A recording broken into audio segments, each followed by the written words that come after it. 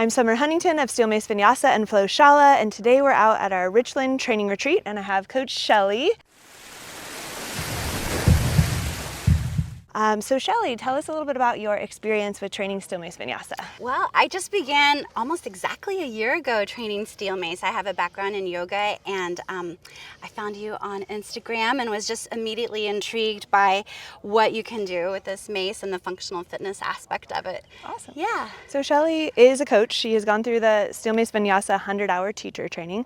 Tell us a little bit about the clients that you work with Steel Mace Vinyasa and how that's been going. Sure. It's a really wide range of clients, actually. Yes. So I have everything from like the athlete that just wants to get a little bit more mobile to people that have injuries that need to heal and are trying to find a strength modality that's healing and not overtaxing. Awesome. What do you feel like you want to bring from this retreat to the clients that you serve in Santa Fe? In Albuquerque. Sorry, Albuquerque, New Mexico. That's okay. Thank you. In New Mexico. I love that idea of really marrying the idea of fighting and the striking moves, the blocking moves, these primal movements with the mace, and how that's just so healing for your bodies. What have you noticed training out here? We have about 25 athletes, and we're cycling through staff work in the morning. We always start with staff work, about at least 30 minutes, followed by either clubs or Steel Mace Vinyasa, and then back to staff, and then maybe we have a lunch break, and then we come back to doing a lot of training with these three modalities. What have you noticed has shifted for you internally with really pushing yourself, pushing your edges, training 6 to 8 hours a day with three modalities? Oh my gosh. Well, first of all, that my body is capable of like so much more than I thought. You usually train for an hour or two, and this is like 7, 8 hours a day.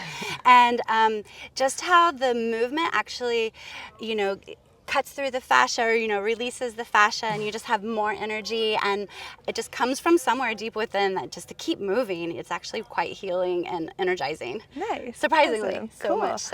What would you tell somebody that's like thinking about coming out to a retreat or thinking about doing the 100-hour Steel Mace Vinyasa teacher training, but maybe they're not sure, they don't have the experience, they've never held the mace before? What would you tell somebody that wants to get started with this type of training?